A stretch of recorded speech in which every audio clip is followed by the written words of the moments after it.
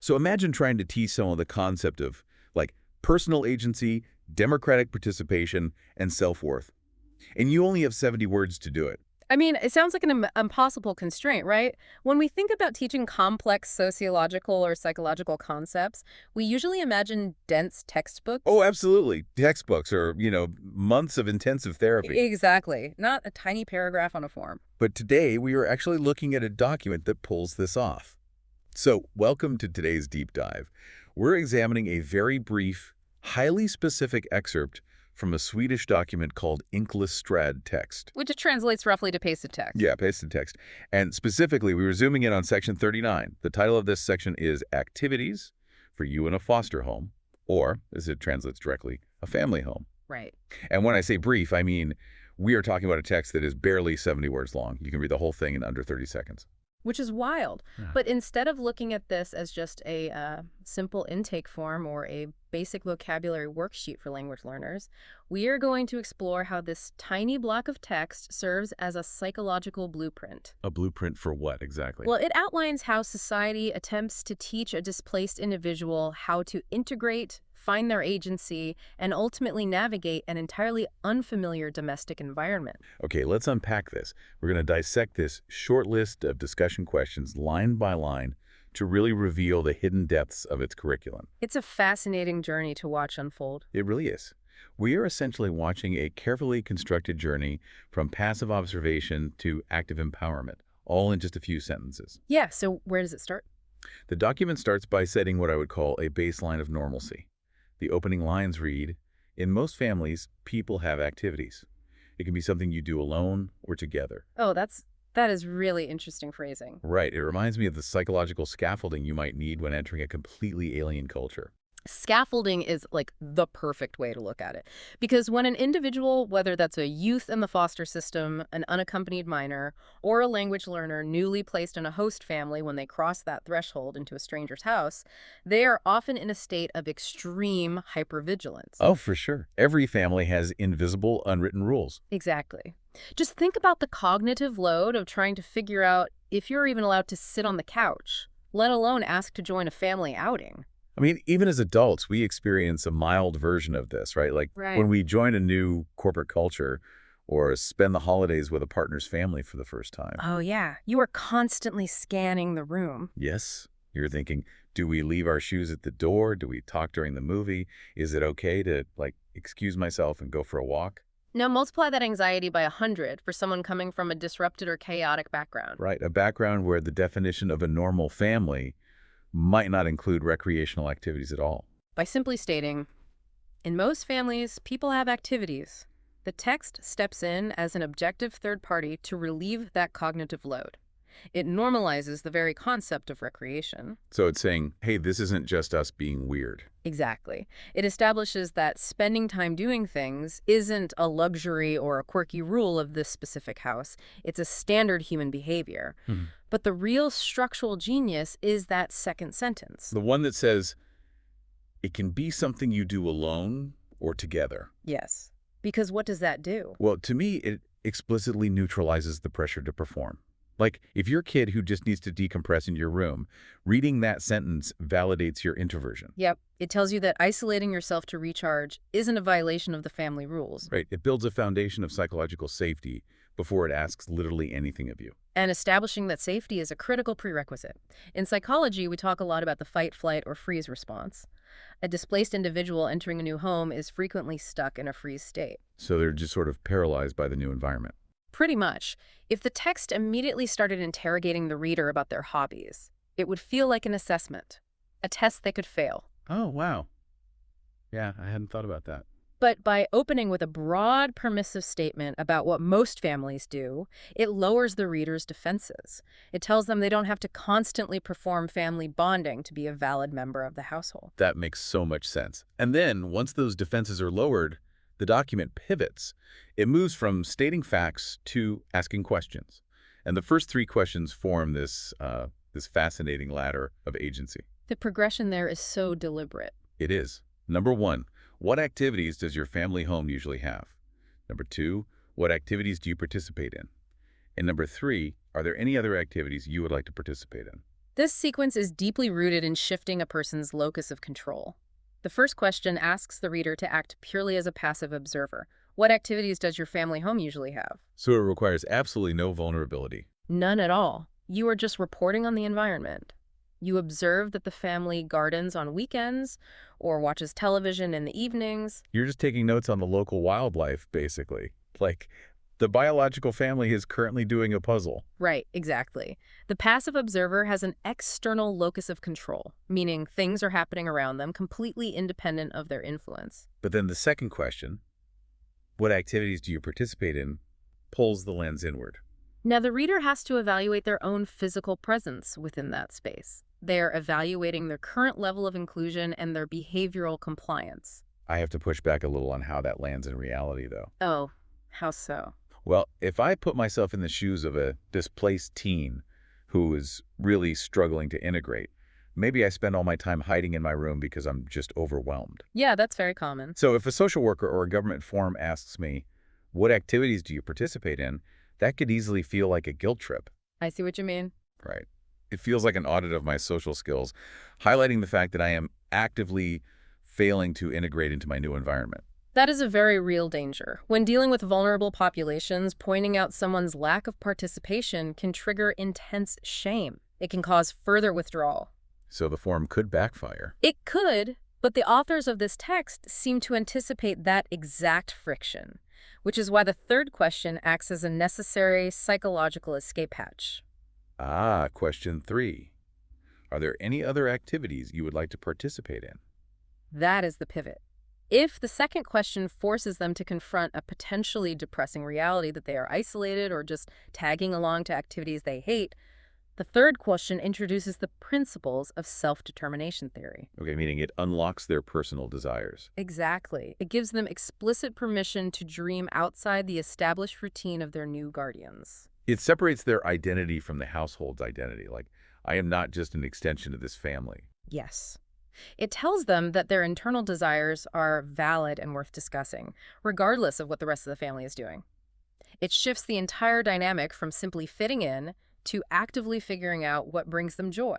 So they move from an external locus of control, where they are just reacting to the family, To an internal locus of control where their own preferences actually matter. Yes. wow. Okay, so if we've established that the reader has their own desires, what happens when those desires clash with the house rules? Well, the text doesn't shy away from this. It moves straight from doing hobbies to actual household governance. Yeah, the next questions are really striking.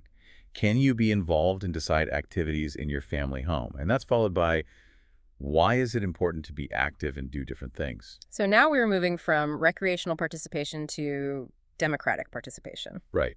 Because when a child or a new individual is placed in a family home, the default power dynamic is typically authoritarian. Very authoritarian. The biological parents set the schedule, the biological children might have some influence, and the new arrival is essentially at the very bottom of the hierarchy. They're just expected to adapt seamlessly. It's the classic my house, my rules dynamic. Even well-meaning families fall into this, because they already have their established rhythms, you know? Yeah, they assume the newcomer will just slide into the empty slot in the minivan and be happy about it. But by explicitly asking, can you be involved and decide activities, this document provides the reader with the vocabulary to recognize power imbalances. So the microstructure of the family is essentially a training ground for participating in broader society. Precisely. It acts as an external check on the family's authority. If the reader's honest answer is, no, I have no say in what we watch on TV or where we go on Saturday, this question validates that this lack of power is actually a problem worth addressing. It frames household negotiation as a fundamental right. It's teaching them that being part of a family doesn't just mean being a passenger.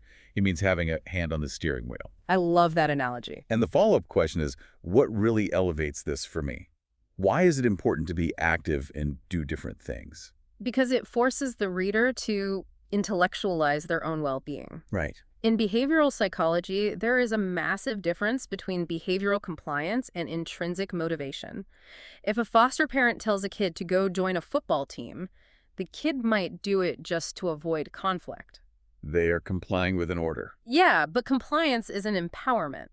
Empowerment requires understanding the underlying mechanics of your choices. So by asking the reader to articulate why activity is important, The text treats them as an intellectual equal. It challenges them to think about how physical movement affects mental health, or how shared activities build social capital. It builds a philosophical foundation so that when they do choose an activity, they are doing it for themselves, not to appease a guardian or a government agency. But that is a massive cognitive leap, isn't it? You are asking someone who might feel entirely powerless to suddenly articulate a personal philosophy on physical and mental health.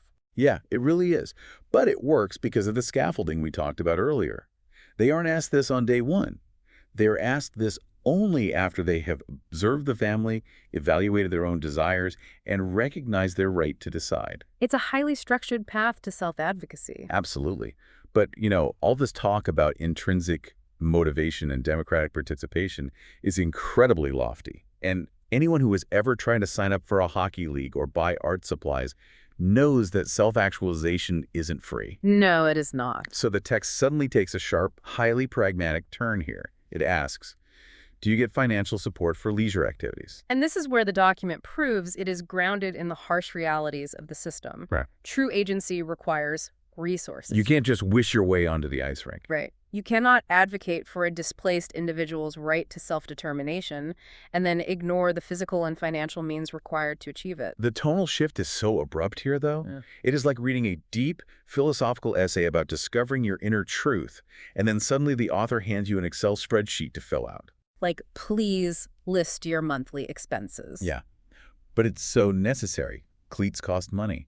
Bus passes to get to the dance studio cost money. And discussing money is culturally taboo in almost every setting.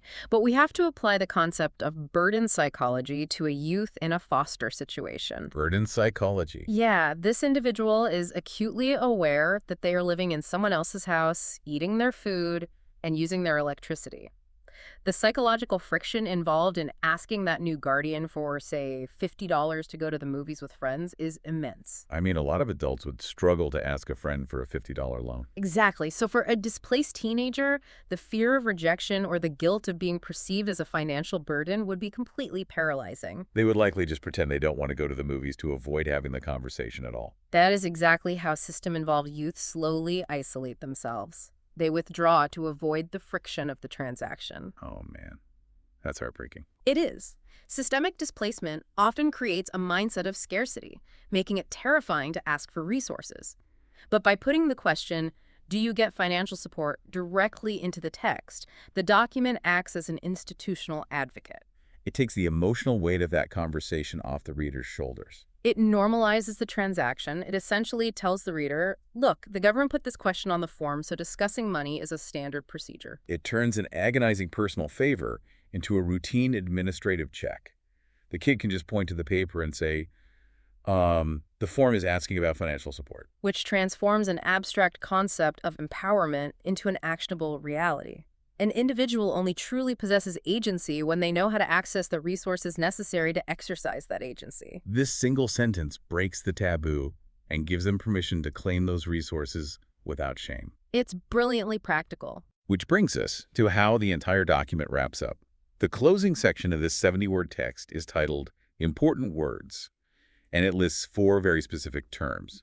In English, they translate to an activity, active, participate, decide. Or in the original Swedish, an aktivitet, aktiv, deltar bestämmer. Right. And if you just glance at this, it looks like a standard vocabulary box at the end of a language lesson. Just a random assortment of words related to the topic of hobbies. But it's not random at all. No. If you look at the linguistic progression of these 4 words, they form a literal roadmap for everything we just discussed. Yeah. I want to trace this evolution because it is brilliant. Let's do it. It starts with the noun, an activity. An activity is just an object. It is a static thing that exists out in the world, completely separate from the reader. It is the observation phase, recognizing that the concept exists in the physical space around them. Then it shifts to an adjective, a state of being, active. The concept moves from the external world into the internal self. The reader realizes they can embody this energy. They can be active. They have internalized the potential for movement. The locus of control is shifting inward. Next, it progresses to a verb, an action. Participate. Yeah. You are taking that internal state of being and applying it outward.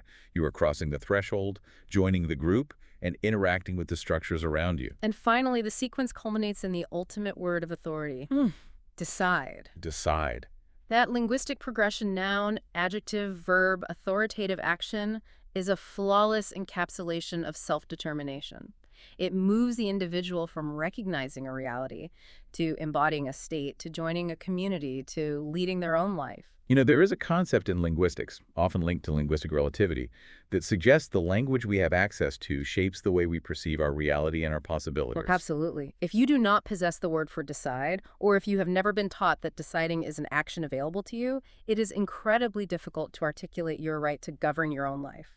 By explicitly flagging these four words of important, the text is handing the reader the verbal tools to advocate for themselves. It teaches them that language isn't just a system for naming things in a room. It is an instrument for shaping your environment and establishing your boundaries.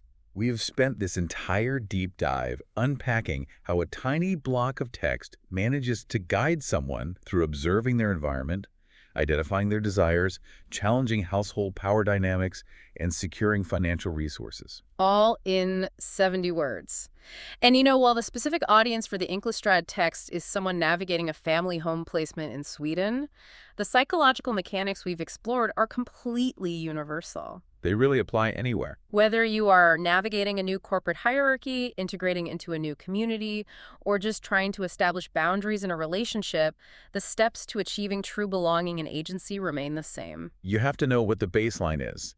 You have to separate your desires from the group's habits.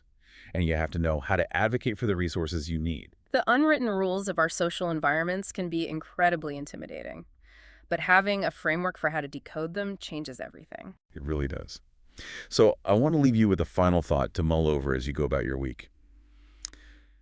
Look at those four important words in the context of the social structures in your own life. Your workplace, your local community board, or even your family dynamics. Yeah.